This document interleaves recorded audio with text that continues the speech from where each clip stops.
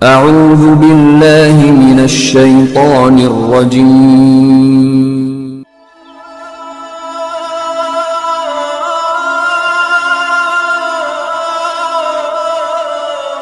بسم الله الرحمن الرحيم. الحمد لله رب العالمين، الصلاة والسلام على سيد المرسلين. أما بعد فأعوذ بالله من الشيطان الرجيم. بسم الله الرحمن الرحيم. وإلهكم إله واحد لا إله إلا هو الرحمن الرحيم. صدق اللہ العظیم. درود شریف پڑھیں. اللہم صلی علی سیدنا و مولانا محمد وعلی آلہ وصحبہ وبارک وسلم. صلاۃ و سلاما علیک یا سیدی یا رسول اللہ وعلی آلک واصحابک یا سیدی یا حبیب اللہ. آج درس قرآن میں سورہ بقرہ کی آیت نمبر 163 سے ہماری ابتدا ہے. ارشاد باری تعالیٰ ہے وَإِلَٰهُكُمْ إِلَٰهٌ وَاحِدٌ، اور تمہارا معبود ایک ہی معبود ہے. لا الہ الا ہو، نہیں ہے کوئی معبود مگر وہ. الرحمن الرحیم، وہ رحمان ہے اور رحیم ہے. اس سے قبل کی جو آیات مبارکہ ہیں اس میں رسول کریم صلی اللہ تعالیٰ علیہ وسلم کے نبوت کے حوالے سے تذکرہ تھا، اور اس بات کا ذکر اللہ تبارک و تعالیٰ جل شانہ نے فرمایا تھا کہ جو لوگ چھپاتے ہیں اللہ تبارک و تعالیٰ کی اتاری ہوئی نشانیوں کو، اس کے بعد کہ اللہ تعالیٰ نے انہیں خوب واضح کر دیا ہے، تو ان پر اللہ کی لعنت ہے، فرشتوں کی لعنت ہے، سب انسانوں کی لعنت ہے.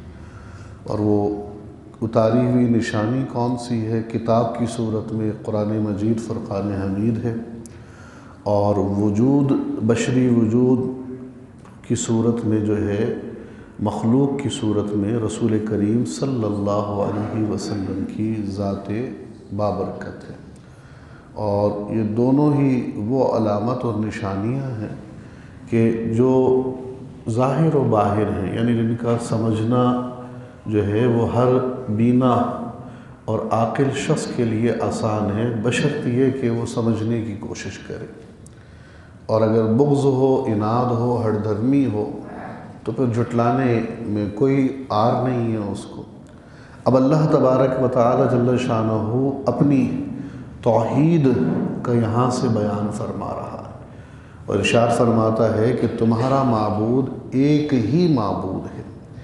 یعنی اللہ تبارک و تعالی جل شانہ کی وحدانیت کا تعلق کس چیز سے ہے کہ عبادت کے لائق صرف وہی ہے، اور کسی کی عبادت نہیں ہوگی، اور کسی کی بندگی اور طاعت نہیں ہوگی. اور یہ عبادت کا ذکر کیوں فرمایا؟ اس لیے کہ اسلام سے قبل بھی، یعنی رسول کریم صلی اللہ علیہ وسلم کی بعثت سے پہلے بھی جو ہے اللہ تبارک و تعالیٰ کے وجود کو لوگ مانتے تھے، منکر نہیں تھے، اللہ کو مانتے تھے، لیکن عبادت میں شریک کیا کرتے تھے. اور یہ 360 بت جو کعبۃ اللہ میں موجود تھے یہ اس بات کی وضاحت کر رہے تھے، یہ اپنی خاموشی سے اس بات کا اعلان کر رہے تھے. ان کی عبادت کرتے تھے، ان کے ساتھ وہ سارا کا سارا تعلق رکھتے تھے جو اللہ رب العالمین کے لیے خاص ہے. تو اس سے یہ بات پتہ چلی کہ اللہ تبارک و تعالی جل شانہ کا انکار تو نہیں تھا پہلے، لیکن جس طرح سے اللہ کو ماننا چاہیے معبودیت کے اعتبار سے، خالق ہونے کے اعتبار سے، یا جو اس کی ہستی ہے اس طرح سے حضور کی بعثت سے قبل جو ہے وہ لوگ نہیں مانتے تھے، وہ لوگ نہیں مانتے تھے. اس لیے اس بات کا پتہ چلا کہ اللہ تبارک و تعالیٰ کی ذات کا تعلق ہو، دین کا تعلق ہو، رسول پاک صلی اللہ علیہ وسلم کی ذات بابرکت کا تعلق ہو، تو ان کو اس ہی حیثیت میں ماننا ہوگا جو ان کی حیثیت کا تقاضا ہے، اور ہم اپنے طرف سے اس میں کوئی شامل نہیں کر سکتے۔ جب اپنی طرف سے شامل کریں گے تو وہ ہماری خواہش ہو جائے گی، ذاتیات ہو جائے گی، اور پھر اس سے کیا ہے کہ ہمیں وہ فائدہ حاصل نہیں ہوگا جو ان کی اس حیثیت سے ماننے میں حاصل ہوتا جو ان کا تقاضا تھا، حق تھا۔ لہٰذا دیکھ لیجئے کہ اللہ کی عبادت اور اطاعت کا تعلق جو ہے وہ مشرکین میں بھی تھا۔ قرآن مجید فرقان حمید اس بات کو بیان کرتا ہے کہ مشرکین جو ہے وہ اپنی کھیت کے 2 حصے کرتے تھے اور کہتے تھے کہ یہ حصہ ہمارے معبودوں کے لیے ہے، یہ حصہ اللہ کے لیے۔ یعنی اس کھیتی میں جو پھل اگے گا، فصل اگے گی، اس کا سارا پیسہ جو ہے وہ ہمارے معبودوں کی نظر ہوگا، بتوں کی نظر ہوگا، اور اس کھیتی کا جو حصہ ہے اس میں جو فصل اگے گی، جو پھل اگیں گے، اس کا سارا حصہ جو آمدنی جو ہے وہ اللہ کی بارگاہ میں ہے۔ تو اللہ کے ساتھ وہ تعلق تو رکھتے تھے، لیکن ساتھ میں کیا ہے کہ جو اللہ کا حق تھا کہ اس کے ساتھ شریک کسی کو نہ کیا جائے، اس کے ساتھ شریک کسی کو نہ کیا جائے، بالخصوص عبادت میں وہ شریک ہو جاتے تھے، وہ شریک کیا کرتے تھے۔ تو اللہ کے رسول صلی اللہ علیہ وسلم نے آ کر جو ہے سب سے پہلے اس چیز کا خاتمہ فرمایا، اور آپ نے اپنی بابرکت ذات سے اس طرح سے توحید جو ہے وہ صحابہ کرام رضوان اللہ تعالی علیہ مجمعین میں پیدا کر دی، اور ایسا اس کا اثر جو ہے صحابہ کرام کے اندر رہا کہ وہ اس قدر چیزیں رسول کریم صلی اللہ علیہ وسلم کی ذات بابرکت میں دیکھا کرتے تھے، اور ایسی باتوں کا ظہور ہوتا تھا، لیکن اس کے باوجود بھی توحید سے ہٹتے نہیں تھے۔ جیسا کہ ایک حدیث میں آتا ہے کہ ایک مرتبہ صحابہ کرام بیٹھے تھے حضور کی بارگاہ میں، کسی نے عرض کری کہ ایک اونٹ پھولا قبیلے کا بدک گیا ہے اور قابو میں نہیں آتا۔ تو صحابہ موجود تھے، حضور اٹھے اور گئے اس اونٹ کے پاس، وہ ایک کمرے میں بند تھا۔ آپ نے کہا کمرہ کھول دو، کہا یا رسول اللہ صلی اللہ تعالیٰ علیہ وسلم یہ اونٹ جو ہے مطلب پاگل ہو گیا، یہ نقصان پہنچا سکتا ہے۔ آپ نے فرمایا کھول دو۔ جب کھول دیا اس اونٹ کو تو وہ آپ کو دیکھ کر جو ہے آپ کے قدموں میں گر گیا، یعنی سجدہ کیا حضور کو سجدہ کیا۔ جب سجدہ کیا تو صحابہ کرام رضوان اللہ تعالی علیہ مجمعین نے اجازت طلب کری کہ یا رسول اللہ صلی اللہ تعالی علیہ وسلم جانور آپ کو سجدہ کرتے ہیں تو ہمیں بھی اجازت دیں۔ اجازت طلب کری، یعنی اس سے آپ اندازہ لگائیے کہ وہ حضور کی ذات کے معاملات کو کس اعتبار سے دیکھتے تھے، لیکن اس کے باوجود بھی حضور کی تعلیم و تربیت کا اثر یہ تھا کہ وہ حضور کو مخلوق ہی سمجھتے تھے، خالق نہیں سمجھتے تھے۔ وہ حضور کو خالق کا شاہکار سمجھتے تھے، خالق کی صنعیت میں شریک نہیں جانتے تھے۔ وہ حضور کو شاہکار ربوبیت سمجھتے تھے، وہ حضور کو رب نہیں مانتے تھے۔ اور جب وہ نہیں مانتے تھے تو پھر جو ان کی پیروی کرنے والے ہیں بھائی وہ کیسے مانیں گے؟ جو ان کے پیچھے چلنے والے ہیں۔ اور اللہ کے رسول صلی اللہ علیہ وسلم نے تو خود ارشاد فرما دیا، حدیث مبارکہ بخاری شریف کی ہے، انی لا اخشی علیکم ان تشرکوا من بعدی۔ حضور فرماتے ہیں مجھے اس بات کا ڈر نہیں ہے کہ تم میرے بعد شرک کرو گے، مجھے اس بات کا ڈر نہیں ہے، میرے بعد تم مشرک نہیں ہو سکتے۔ لیکن اس کے بعد یہ فرما دیا کہ ہاں یہ ہے کہ دنیا کی محبت غالب آئے گی تو تم ایک دوسرے کا قتل کرو۔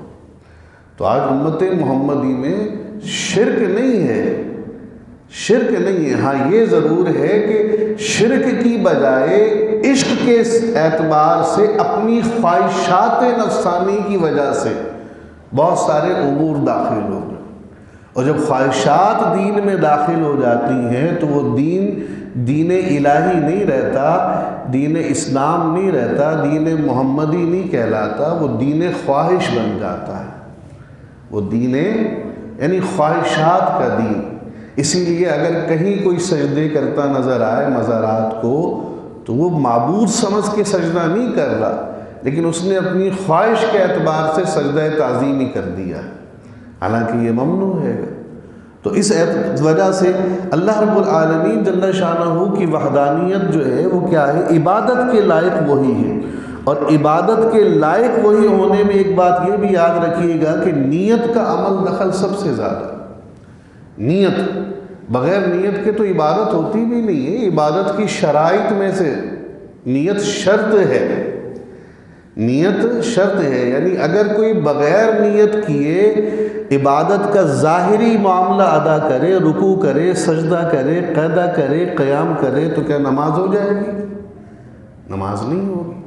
نیت لازمی ہے، اور جب عبادت کے لحاظ سے نیت لازمی ہے تو عبادت کے جو ظاہری ارکان ہیں جیسے قیام ہے، رکوع ہے، سجدہ ہے، تو اس میں بھی نیت کا عمل دخل اسی صورت میں ہوگا کہ یہ نیت جو ہے عبادت کی ہے یا تعظیم کی ہے، عبادت کی ہے یا تعظیم کی ہے۔ اسی لیے سجدے کے اعتبار سے بھی دو قسمیں کی گئی ہیں کہ اگر سجدہ عبادت کسی کو کیا غیر اللہ کو تو کافر، اور سجدہ تعظیمی کیا تو گناہگار، سجدہ تعظیمی کیا تو گناہگار۔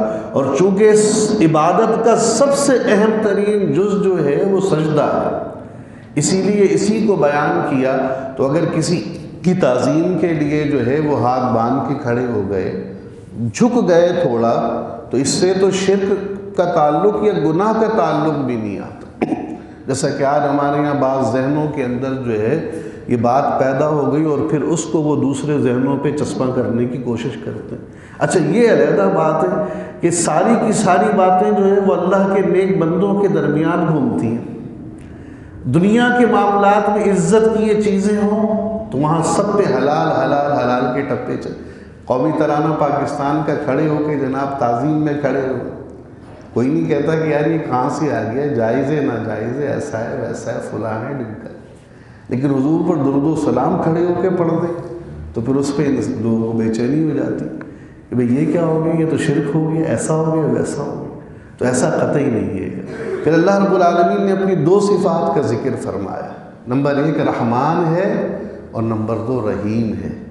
اللہ تبارک و تعالی جل شانہ نے اپنی پہچان جو ہے وہ اپنے بندوں کو سب سے زیادہ جو کروائی ہے ان صفات سے کروائی ہے جو صفات غضبیہ نہیں بلکہ صفات لطیفیاں ہیں، یعنی انسان ان کے ذریعے سے اللہ کے قریب آ مانوس، اور اللہ کے رحمان اور رحیم ہونے کا جو اثر ہے وہ کس طرح سے ظاہر ہوتا ہے عزیزان گرامی، وہ مخلوق کے ذریعے سے ہی ظاہر ہوتا ہے۔ الرحیم کے ساتھ اللہ تبارک و تعالی نے اپنی صفت کو یہاں بھی بیان کیا، اس سے قبل بھی بسم اللہ الرحمن الرحیم میں بھی دونوں آ جاتی ہیں، اور اس کے ساتھ ساتھ رحیم جو ہے وہ رسول پاک صلی اللہ علیہ وسلم کی صفت بھی بیان کی گئی۔ اور رحمان اور رحیم دونوں کا معنی مہربان اور رحمت والا۔ اللہ کی رحمت ظاہر کیسے ہوتی ہے؟ ایک طرف اپنے حبیب کے بارے میں فرما دیا وَمَا أَرْسَلْنَاكَ إِلَّا رَحْمَةً لِّلْعَالَمِينَ، ہم نے آپ کو رحمت بنا دی، بنا کر بھیج دی، یعنی اللہ کی رحمت کا مشاہدہ کرنا ہے تو رسول اللہ کی ذات سے کیجیے۔ پھر اللہ تبارک و تعالیٰ کی رحمت کے دیگر مظہر ہیں، جیسے والدہ، جیسے والد کی شفقت، جیسے استاد، جیسے شیخ کامل، پیر و مرشد، ہادی، رہنما، اس طرح کے مظاہر جو ہیں وہ سب اللہ تبارک و تعالیٰ کی رحمت کی جو ہے وہ مظہر ہیں۔ اللہ کی رحمت کا پتہ چلتا ہے، اس سے اندازہ ہوتا ہے کہ اللہ ہم پر کتنا مہربان ہے، کتنا مہربان ہے۔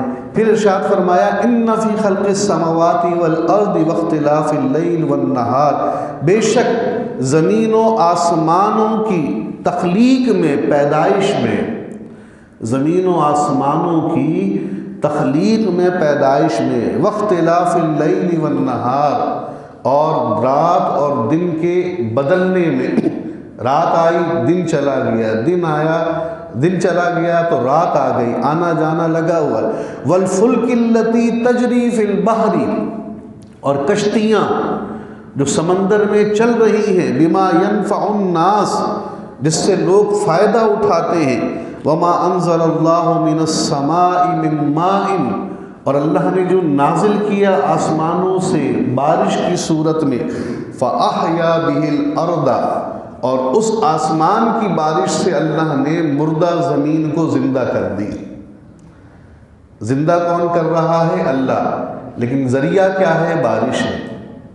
اللہ زندگی کے آثار جو ہے وہ کسی نہ کسی سبب کے تحت ہم پر ظاہر فرما رہا ہے، ظاہر فرماتا۔ پھر اس کے بعد ارشاد فرمایا بعد موتیہا، بعد اس کے کہ وہ مردہ تھی، وبث فیہا من کل دابہ، اللہ نے زمین میں پھیلا دیے ہیں چوپائے، اور اس کے بعد وتصریف الریاح والسحاب المسخر بین السماء، اور ہواؤں کے چلنے میں اور بادلوں کے چلنے میں اور آسمان اور زمینوں کے درمیان میں لآیات، نشانیاں ہیں، نشانیاں ہیں۔ یعنی اس پوری کائنات کو جو ہے وہ انسان مزے کے طور پر نہ دیکھے، اس کائنات کو اللہ تبارک و تعالی کی صنعیت کے طور پر دیکھے، اور اس سے اللہ رب العالمین کی قدرت کے جلووں کا مشاہدہ کرے۔ اس دنیا میں انسان اس انداز سے رہے، یہ کائنات کے ذرے ذرے پر اس کی نظر غور و فکر کے اعتبار سے پڑے، اور جب ذرے ذرے پر نظر پڑے تو غور و فکر کے ساتھ جو جواب آئے اس کے پاس، وہ جواب یہ ہو کہ فَبِأَيِّ آلَاءِ رَبِّكُمَا تُكَذِّبَانِ، تم اپنے رب کی کون کون سی نعمت کو جھٹلاؤ گے، تم اپنے رب کی۔ جب انسان اس غور و فکر کے ساتھ دنیا میں جیے گا، جب انسان اس غور و فکر کے ساتھ دنیا میں جیے گا تو اس کا یقین پختہ ہوتا چلا جائے گا، اور پختہ ہونے کے ساتھ ساتھ عاجزی اور انکساری میں وہ اس قدر گرتا چلا جائے گا کہ اسے صرف اس بات کا خیال رہے گا کہ وہ اپنے رب کی نعمتوں کا شکر ہی ادا کرتا رہے، اور پھر اس بات کا بھی اسے احساس رہے گا کہ یہ کام وہ نہیں کر سکتا۔ حضرت داؤد علیہ السلام نے اللہ رب العالمین کی بارگاہ میں عرض کی، نبی ہیں، فرمایا یا اللہ میں تیرا شکر ادا نہیں کر سکتا، میں اس بات کو جان چکا ہوں۔ اللہ رب العالمین نے اپنے داؤد سے استفسار کیا، پوچھا کہ ایسا کیوں کہا تم نے؟ تو عرض کرتے ہیں کہ رب العالمین میں کیسے تیرا شکر ادا کروں؟ میں زبان سے تیرا شکر ادا کروں گا، زبان بھی تو نے دی ہے، زبان بھی تو تیری ہے۔ میں لفظوں سے شکر ادا کروں گا، یہ لفظ بھی تیری امانت۔ میں ذہن، فکر، ان سب چیزوں سے شکر ادا کروں گا، سوچوں گا، توجہ دوں گا بہت، تو یہ سب کچھ بھی تیرا ہے۔ تو میں اس نتیجے پر پہنچا ہوں کہ میں تیرا شکر ادا نہیں کر سکتا۔ تو اللہ رب العالمین نے حضرت داؤد علیہ نبینا علیہ السلام سے فرمایا جب تم نے یہ جان لیا کہ تم میری نعمتوں کا وہ شکر ادا نہیں کر سکتے جو ان کا حق ہے، تو تم نے شکر کا حق ادا کر دیا۔ شکر کا حق یعنی ان اللہ کو پہچاننا یہ ہے، اللہ کو جاننا یہ ہے، اللہ کا شکر یہ ہے کہ انسان اس کی بارگاہ میں عاجز و بے بس ہو جائے اور اس بات کا اعتراف کر لے کہ یا اللہ ہم تجھے نہیں پہچان سکتے، تو سمجھ لو اللہ کی معرفت حاصل ہو گئی، معرفت حاصل ہو گئی۔ یا اللہ ہم تجھے نہیں جان سکتے، سمجھ لو اللہ کا علم حاصل ہو گیا، سمجھ لو اللہ کا علم حاصل۔ یا اللہ ہم تیری قربت کو کے پانے کے مستحق نہیں ہیں، تو سمجھ لو اللہ کے قریب ہو گئے، سمجھ لو اللہ کے قریب ہو گئے۔ تو اس انداز سے اس دنیا کے اندر انسان کو رہنا چاہیے۔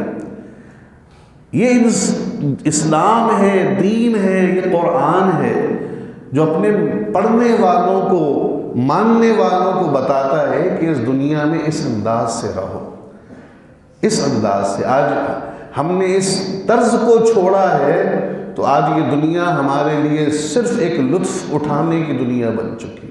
مزے اٹھاؤ، گھومو پھرو، عیش کرو، بس کوئی مشاہدہ نہیں. اور ان سب چیزوں کی وجہ سے آج پھر ہمارے اندر یہ الحاد اور بے دینی کی طرف رغبت پیدا ہو گئی کہ جناب یہ دنیا تو خود بخود ہے. الحاد آ رہا ہے نا، اپنی جڑیں مضبوط کرتا ہوا ہمارے اوپر چھا رہا ہے. تو آج یہی چیز ہے، یہی چیز ہے. اسی وجہ سے جو ہے وہ لوگ جو ہے وہ دین سے آہستہ آہستہ جو ہے وہ دوری کی طرف جا رہے ہیں، دوری کی طرف. کیونکہ وہ اب وہی نظریات جو ملحد لوگ دے رہے ہیں، سائنسدان دے رہے ہیں، جن کا تعلق دین کے ساتھ نہیں ہے جن کا، تو انہی سوچوں کو جو ہے اب ایکسیپٹ کر رہے ہیں کہ نہیں جناب یہ خود بخود سارا سسٹم چل رہا ہے. یا پھر انسان کی ساری کاریگری ہے، انسان کے پاس طاقت ہے، پاور ہے. آہستہ آہستہ وہ اپنی پاور کو اپروچ کر رہا ہے، بڑھا رہا ہے. اور پھر دیکھیے آنے والے دنوں میں انسان کیا سے کیا کر دے. تو یہ انسان کا کمال نہیں ہے، یہ اللہ تبارک و تعالیٰ کا کمال. اور یہ الحاد کوئی آج کی پیداوار نہیں ہے. یہ سوچیں کوئی آج نہیں ہے کہ جناب یہ سسٹم یہ پہلے بھی ایسا چلا ہے. امام اعظم ابو حنیفہ علیہ رحمہ کے زمانے میں، امام جعفر صادق علیہ رحمہ کے زمانے میں ملحدین تھے، اللہ کے وجود کے انکاری تھے. امام جعفر صادق کا مناظرہ ہوا ایک ملحد سے، اور اس نے کہا کہ جناب آپ کہتے ہیں یہ کائنات جو ہے وہ کوئی چلا رہا ہے اللہ، میں کہتا ہوں ایسا نہیں ہے. تو آپ نے کہا کہ ٹھیک ہے بھائی، تو ایسا کرو کہ یہ بتاؤ کہ تم نے کبھی سمندر میں سفر کیا؟ اس نے کہا ہاں کیا. آپ نے کہا کبھی سمندر میں طغیانی آئی، تم کشتی میں جہاز میں تھے اور تمہاری کشتی کے پرخچے اڑ گئے؟ کہا ہوا ایسا. کہا پھر تم نے اپنی زندگی کو کس پہ ڈالا؟ کہا میں نے تختہ پکڑ لیا. کہا تختہ بھی تمہارے ہاتھ سے چلا گیا؟ کہا چلا گیا. تو آپ نے کہا کہ جب تک تم اس کشتی پہ نہیں بیٹھے تھے تمہیں اپنی زندگی کا بھروسہ کس پہ تھا؟ اس نے کہا زمین پر تھا، میں زمین پر ہوں، میں نہیں ڈوب سکتا، نہیں مر سکتا. کہا جب کشتی پہ آ گئے پھر بھروسہ کس پر تھا؟ کہا کشتی پر تھا. کہا جب کشتی کے بھی پرخچے اڑ گئے پھر بھروسہ کس پر تھا؟ تو اس نے کہا تختے پر تھا. تو کہا تختہ بھی تمہارے ہاتھ سے چھوٹ گیا تو اب بھروسہ کس پر تھا؟ وہ خاموش ہو گیا وہ ملحد خاموش ہو گیا. آپ نے کہا کہ ایمان سے بتانا، سچ بولنا، جھوٹ نہیں بولنا. جب تختہ بھی تیرے ہاتھ سے نکل گیا تو تیرے دل میں یہ بات آئی تھی نہیں آئی تھی کہ اس کائنات میں کوئی مخفی ذات قوت ہے جو اب بھی تجھے بچا سکتی ہے؟ جب سارے تیرے اسباب چلے گئے، جن پر تیرا بھروسہ تھا وہ سب چلے گئے، تو اب بھی تیری زندگی بچ سکتی ہے. کائنات میں کوئی ایسی پوشیدہ قوت ہے؟ کیا آیا تھا تیرے دل میں یہ؟ نہیں. اس نے کہا ہاں آیا تھا. آپ نے کہا اسی کو تو خدا کہتے ہیں. جب سارے اسباب ساتھ چھوڑ جاتے ہیں تو پھر مسبب الاسباب پر انسان کی نظر ہوتی ہے.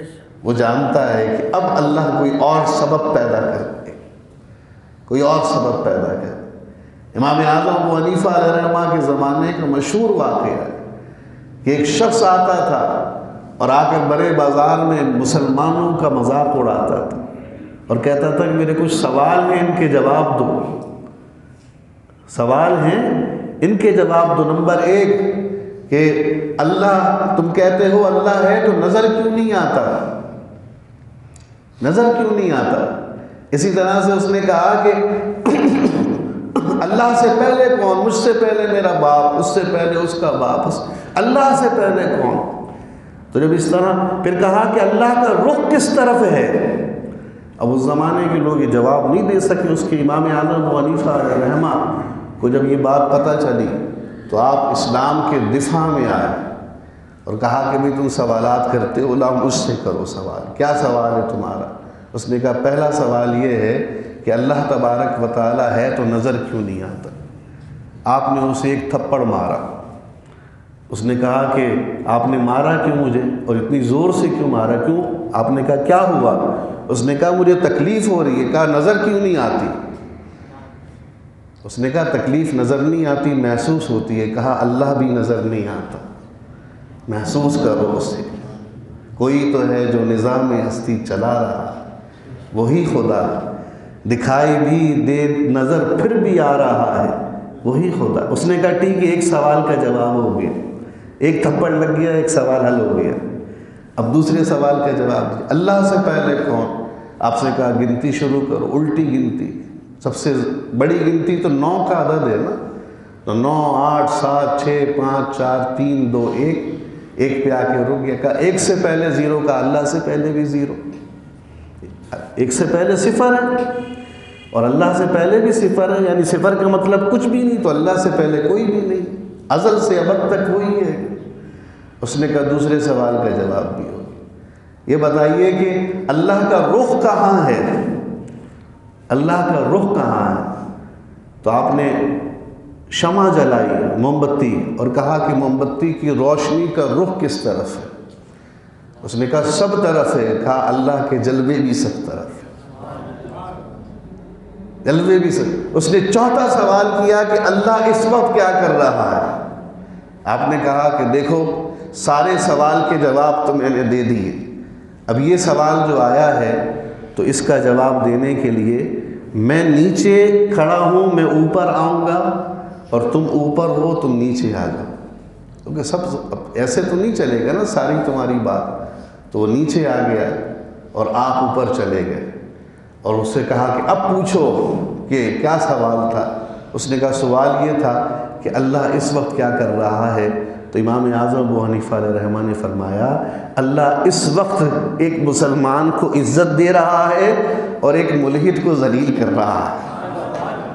میں مسلمان ہوں، دیکھو مجھے اوپر بڑے مقام پہ اللہ نے لا کے کھڑا کر دیا، اور تو ملحد ہے، تجھے ذلیل کر کے نیچے لے آئے. تو یہ دلائل ہیں اللہ کی توحید کے دلائل ہیں. تو ہمیں اس دنیا کو اس انداز سے دیکھنا چاہیے. ہم اس دنیا کو مزے کے لیے دیکھتے ہیں، اسی وجہ سے آج ہمارے دین و ایمان کمزور ہیں، دین و ایمان کمزور ہے. اور پھر اس میں جو جب سے یہ سائنس اور ٹیکنالوجی کا معاملہ ہوا ہے تب سے تو ہمارا سارا کا سارا بھروسہ صرف سائنس اور ٹیکنالوجی پہ چلا گیا، سارا بھروسہ، سارے معاملات. تو ایسا قطعی نہیں ہے. لہذا غور کیجئے پھر آیت مبارکہ پہ کہ اللہ رب العالمین فرماتا ہے ان فی خلق السماوات، آسمانوں زمین کی پیدائش پر غور کرو. بھائی دنیا میں کوئی ایسا آرکیٹیکچر نہیں ہے کہ کوئی بھی چھت بڑے بغیر ستون کے بنا دے. ہے کوئی آرکیٹیکچر ایسا؟ آپ کے کراچی کی ایک مسجد طوبہ ہے، کہتے ہیں کہ اس کے درمیان میں ستون نہیں لیکن ارد گرد تو ہیں، اور وہ بھی چھوٹے پیمانے پہ بڑے رسک لے کے بنائی گئی. لیکن اللہ نے 7 آسمان بنائے ہیں، اور اتنے بڑے آسمان جو اس وقت ہمارے سامنے ایک پلر ہمیں نظر نہیں آتا. پھر دوسری اس کی سب سے بڑی حیرت انگیز بات یہ ہے کہ دنیا کے بڑے سے بڑے لوگ، برق رفتار طیارے، مال و زر رکھنے والے لوگ آج تک یہ دعویٰ نہیں کر سکتے کہ وہ انہوں نے زمین آسمان کے ایک سرے کو دیکھ لیا ہے. ہے کوئی ایسا دعویٰ کرنے والا؟ یہ تو دعوے لوگ کر رہے ہیں کہ ہم نے یہ دریافت کیا، یہ دریافت کیا، یہ دریافت کیا، لیکن آسمان کے ایک سرے کو ہم نے پا لیا ہے. سمندر کے سرے کی بات نہیں کر سکتا، آسمان تو دور کی بات ہے، سمندر کی گہرائیوں تک نہیں جا سکتا، آسمان تو دور کی بات ہے. پھر اس کے ساتھ ساتھ اللہ رب العالمین نے فرمایا واختلاف اللیل والنہار، دن آ رہا ہے، رات جا رہی ہے، رات آ رہی ہے، دن جا رہا ہے. دنیا کے اندر کچھ بھی ہوتا رہے، جو سسٹم اللہ کا ہے وقت کا، اس کو کوئی غرض نہیں ہے، کوئی مرے کوئی جیے، تباہی ہو بربادی ہو، خوشی ہو غم ہو، وہ اپنے رب کے حکم کا پابند ہے. دن ہے تو آہستہ آہستہ رات کی طرف بڑھتا چلا جاتا ہے، رات ہے تو آہستہ آہستہ دن کی طرف بڑھتی چلی جاتی. اس کو کسی سے کوئی غرض نہیں ہے، وہ اپنے رب کے حکم کے پابند. ہاں اتنا ضرور ہے کہ اس دن اور رات کے آنے میں ایک مرتبہ فرق آیا ہے، اور فرق کب آیا ہے؟ جب حضرت علی کی نماز قضا ہوئی ہے۔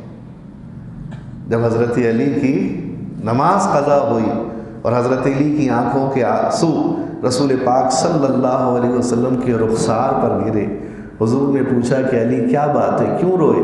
کہا حضور نماز قضا ہو گئی، نماز قضا ہو گئی۔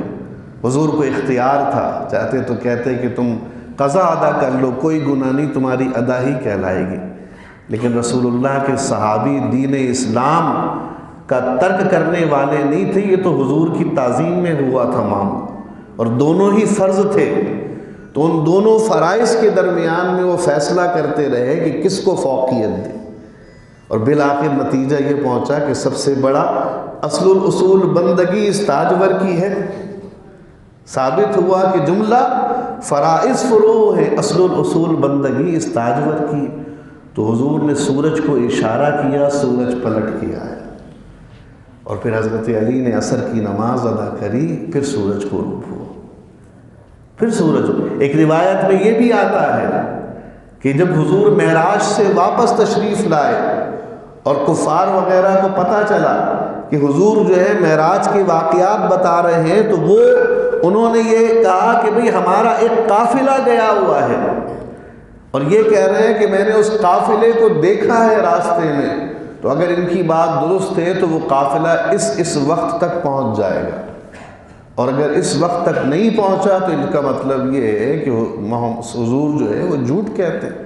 اللہ کے نبی کی بات ہے، قافلے نے جس چال سے چلنا تھا اس چال کے مطابق تو اس وقت پہ ہی پہنچنا تھا جو کفار نے تعین کیا تھا، لیکن قافلہ کسی نہ کسی حادثے کے زیر اثر آیا اور پہنچنے میں تاخیر ہوئی۔ تو اس بات کا قوی امکان تھا کہ سورج غروب ہو جاتا اور غروب ہونے کے بعد قافلہ پہنچتا، اور حضور کی بات کفار کی نگاہ میں جھوٹی ہو جاتی۔ اللہ تبارک و تعالی نے حکم دیا کہ ابھی نہیں غروب ہونا، سورج کی نے اپنی حرکت کو روک دیا، اور جب قافلہ مکہ مکرمہ میں پہنچا تو سورج غروب ہوا۔ تو یہ سورج ہے کہ جس کو ہم سے کوئی غرض نہیں، چاند کو ہم سے کوئی غرض نہیں، لیکن اللہ اور اس کے رسول کے حکم کے تابع ہے۔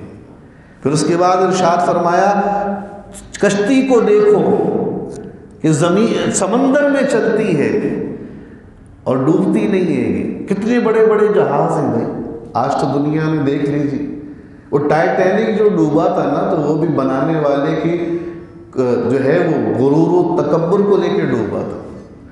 وہ ٹائٹینک جب ڈوب گیا تو لوگ جو ہے اس کے ٹکڑے لینے کے لیے سمندر کی گہرائی میں گئے، اور وہ ٹکڑے لے کر آئے، اور اس کو جو ہے انہوں نے باقاعدہ ایکسپیریمنٹ کیا کہ جس نے یہ ٹائٹینک بنایا تھا اس نے اس کا نام سمندری دیوتا رکھا تھا۔ اسپینش زبان میں ٹائٹینک کا مطلب ہے سمندر کا دیوتا، سمندر کا۔ تو یہ ڈوب کیسے گیا بھائی؟ جس نے بنایا تو اس نے سوچ سمجھ کے بنایا ہوگا، اتنی بڑی بات تو اس نے نہیں کہہ دی۔ اس نے کہہ دیا تھا ٹائٹینک بنانے والے نے کہ اگر خدا بھی چاہے تو اس کو نہیں ڈبو سکتا، اور پہلے ہی سفر میں ڈوب گیا۔ تو جب اس ٹائٹینک کے ٹکڑے لا کر اس کو ایکسپیریمنٹ کیا گیا کہ اس کے لوہے میں کون سی ایسی خامی تھی جس کی وجہ سے یہ ڈوب گیا، تو پتہ یہ چلا کہ جس چیز کو ٹائٹینک بنانے والا جو ہے اس کی خوبی سمجھ رہا تھا وہی اس کی خامی تھی۔ اور وہ کیا تھا کہ وہ جو لوہا تھا اس میں اکڑ تھی، اگر کوئی ضرب لگتی تو وہ ٹیپر نہیں ہوتا، ٹیڑھا نہیں ہوتا، اس میں جھکاؤ نہیں آتا بلکہ ٹوٹ جاتا تھا۔ اور اس نے کہا کہ دیکھو یہ ایسے لوہے سے بن رہا ہے کہ اس پہ اگر چٹان بھی ٹکرائے گی تو یہ ٹیڑھا نہیں ہوگا، لہذا پہلے ہی سفر میں وہ گیا اور چٹان سے ٹکرا کر جو ہے وہ ایک بہت بڑا خول ہوا اور وہ ڈوب گیا۔ تو یہ اللہ رب العالمین جل شانہ کی صنعیت جہاز ہمارے یہاں۔ پھر اس کے بعد اللہ نے آسمان سے بارش برسا دی۔ بھائی سمندر کا پانی کیسا ہوتا ہے؟ نمکین، لیکن یہی سمندر کا پانی بادل ایبزارب کر لیتے ہیں، جذب کر لیتے ہیں، اور جب وہ جذب کرنے کے بعد ہمیں دیتے ہیں تو میٹھا ہوتا ہے۔ ہے نہیں ہے ایسا؟ سمندر کا پانی بخارات کی شکل میں بادلوں کو چلا جاتا ہے، اور بادل وہ پانی کا بوجھ لیے اللہ کے حکم کے تابع ہوتے ہیں، کہاں برسنا ہے مولا، پھر حکم ہوتا ہے یہاں برس جاؤ۔ جب وہ پانی ہمارے پاس آتا ہے تو فلٹر ہوتا ہے، میٹھا ہوتا ہے، اس کا کوئی نعم البدل ہی نہیں ہے گا۔ کون سا آر او پلانٹ لگا ہے بھائی سمندر ہے؟ بادلوں میں کون سا آر او پلانٹ؟ اور یہ بات یاد رکھیے گا کہ بارش کی زمزم شریف کے بعد بارش کے پانی کا نعم البدل نہیں ہے، نعم البدل نہیں۔ بارش کے پانی میں کیڑے نہیں پڑتے، اگر آپ کسی بوتل میں اسے رکھ لیں نا تو اس میں کیڑے نہیں پڑتے، یہ یاد رکھ لیجیے، باقی تمام پانیوں میں پڑ جائیں گے۔ تو یہ بھی اللہ کا ایک کرشمہ ہے۔ پھر اس کے بعد ارشاد فرمایا ہوائیں چل رہی ہیں، ہواؤں کی طاقت دیکھیے جناب، کیا سے کیا ہے ہوا کے اندر۔ یہ ہوائیں اگر اب اللہ کے حکم پر آ جائیں تو پھر کیا کرشمے دکھاتی ہیں، سمندر میں طغیانی لا دیتی ہیں، اور کس کس طرح کا معاملہ ہوتا ہے۔ تو ہر ایک چیز میں نشانی ہے، کس کے لیے؟ ان کے لیے نہیں کہ جو تفریح کر رہے ہیں دنیا میں، فرمایا لِقَوْمٍ يَعْقِلُونَ، جو عقل والے ہیں ان کے لیے۔ تو بھئی عقل تو ان میں بھی ہے جو مزے کر رہے ہیں، مستیاں کر رہے ہیں، نہیں، وہ اپنی عقل کو استعمال نہیں کر رہے۔ جو اپنی عقل کو استعمال کر رہے ہیں تو پھر وہ اس کائنات میں کسی فکر اور کسی سوچ کے ساتھ گھوم رہے ہیں، اور ہر جگہ سے جو کچھ حاصل کر رہے ہیں وہ اللہ کی توحید کے دلائل لے رہے ہیں اور اس سے اپنے ایمان کو مضبوط کر رہے ہیں۔ تو اس انداز سے اس دنیا میں عزیزان گرامی ہمیں زندہ رہنا ہے، گھومنا ہے، پھرنا ہے، سیرو فی الارض ہے، لیکن ہر جگہ کیا کہ اللہ تبارک و تعالیٰ کی توحید کے دلائل کو پا کر اللہ کا شکر ادا کرنا ہے اور اس کی حمد کرنی ہے۔ اللہ رب العالمین عمل کی توفیق عطا فرمائے۔ وما علی الا البلاغ۔ بسم اللہ الرحمن الرحیم۔ صلی اللہ علی حبیبہ محمد و آلہ و صحابہ وسلم۔ باری تعالیٰ یا رب العالمین آج کا یہ درس ہمارا اپنی بارگاہ میں قبول فرما، ہمارے گناہوں کو معاف فرما۔ الہی ہمیں اپنی توحید پر قائم اور دائم رکھ۔ یا رب العالمین ہمارے ایمان کی سلامتی فرما دے۔ یا الہ العالمین جن عقل والوں کے لیے تو نے قرآن مجید میں جا بجا ارشاد فرمایا، ہمیں ان عقل والوں میں شامل فرما۔ یا رب العالمین ہماری عقلیں، ہماری ذہانتیں، ہمارا غور، ہمارا فکر سب کچھ تیری ذات کے لیے ہو، آخرت کے لیے ہو، اپنی یا رب العالمین مولا کریم دنیا اور آخرت کی کامیابی کی خاطر ہو۔ یا رب العالمین مولا کریم ہمیں نفس کے گھیرے سے بچا لے، شیطان کے جال سے بچا لے۔ یا رب العالمین الحاد و بے دینی کا جو ماحول ہے باری تعالیٰ اس ماحول کی آنچ اور سانچ سے ہمیں بچا لے۔ یا الہ العالمین مولا کریم ہماری آنے والی نسلوں کے دین و ایمان کی حفاظت فرما۔ اتنے بھی ہمارے بھائی دعاؤں پر آمین کہہ رہے ہیں، سب کی سلامتی فرما، رزق میں برکتیں دے دے، دین پر استقامت دے دے۔ یا رب العالمین مولا کریم نیک صالح اعمال کے ساتھ زندہ رکھ، نیک صالح اعمال پر موت عطا فرما۔ وصلی اللہ تعالی علی خیر خلقہ محمد و آلہ و صحبہ اجمعین برحمتک یا ارحم الراحمین۔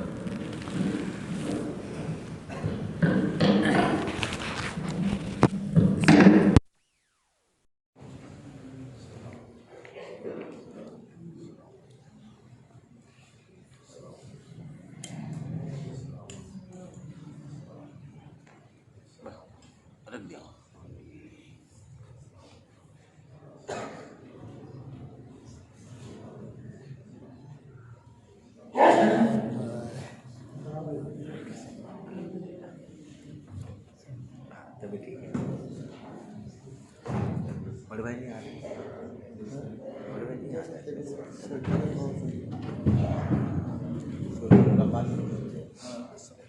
ابھی 2 دفعہ سے نہیں دیکھا، 2 دفعہ سے سردی میں تکلیف ہوتا ہے۔